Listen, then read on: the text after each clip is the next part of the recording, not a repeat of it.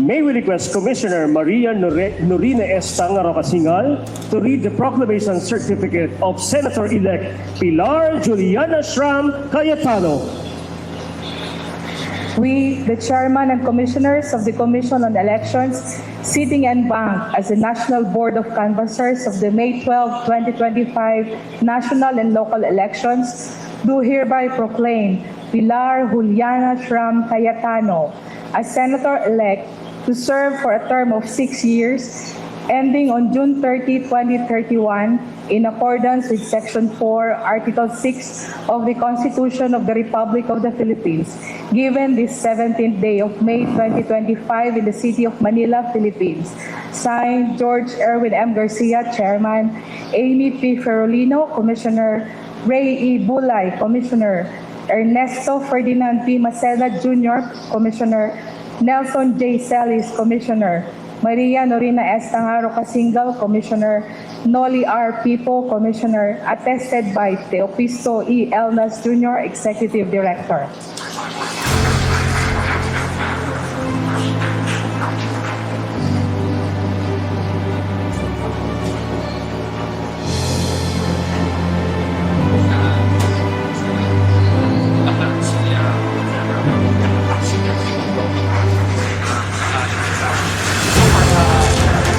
May we request the family and friends of Senator Cayetano to come up the stage for a photo opportunity.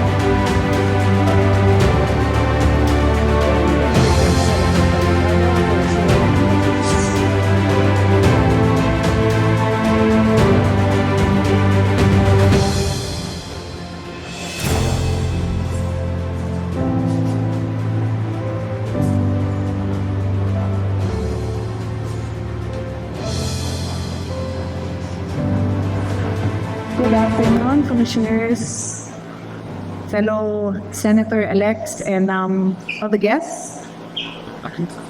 Una sa lahat, gusto kong magpasalamat sa ating mga guro na walang kapagod-pagod na naninilbihan po during this election period. Sa lahat ng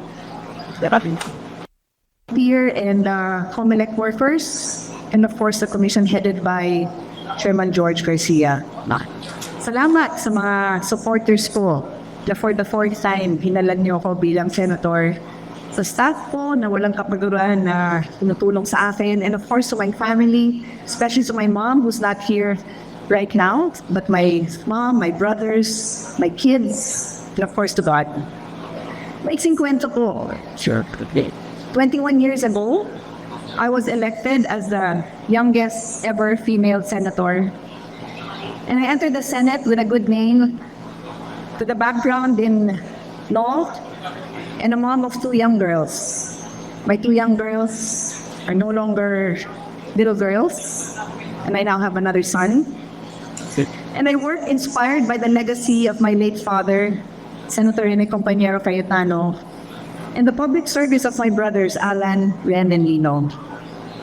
I had the privilege of watching, of observing, and learning from great men and women of the halls of the Senate. The late Miriam Defensor Santiago, the late Edgardo Andara, Joker Arroyo, Juan Flavier, Nene Pimentel. They're all gone now, but I learned and I continue to keep their memory in my heart. And so, I know it's now my time to give back, not only to lead by example and to uphold and conduct myself in a manner becoming of a senator, Yes, I'm just. but also to mentor the young. So I look around, and sino ba yung newly elected and young dito? Walang iba kundi si Camille Villar. Siyempre bata pa si Bam, pero hindi na yung si Bam. Hindi na. Si Kiko naman was not here with us. Ahead pa yan sa akin. Si Camille lang, you're the only one I'll mentor, Camille. My dad didn't get to. But to the rest of my colleagues, I look forward to engaging with you What back to us? in healthy and heartfelt debates, to argue with you, and sometimes to fight with you to the point that I will not talk to you that day because mainit talaga ang ulo ko dahil hindi tayo nagkakasundo. Pero hihimayin natin ng isa-isa ang mga batas na hinaharap natin sa mga kababayan natin because they deserve no less. They deserve no less than people that they elected with different points of view, with different backgrounds, to argue their points, to find what is the best solution, and not to compromise just because it's easier to compromise, but to find the very best that Filipino people deserve. Yes. God. We live now in the age of transformation and the age of innovation. Because my is that doing construction. We live in the time of acceleration, which means napakabilis pumalit ang mga bagay. Most of us who were elected grew up with a rotary phone, with a typewriter, with a file of fax, with a fax machine, with a telegram. Ask your children or grandchildren sitting here today, do they even know those words? Telegram means something else today. I asked my kids if they knew what a file of fax was, and they did not know. So we must change. We must be willing to learn. We must be willing to accept that things that we grew up with are no longer the things that our young people are growing up with. And we can only do that if we humble ourselves and begin to learn all over again. So with that, I will show up with a humble heart. Okay. I know that the Senate will stand up and be the leaders that this country deserves. So, focus.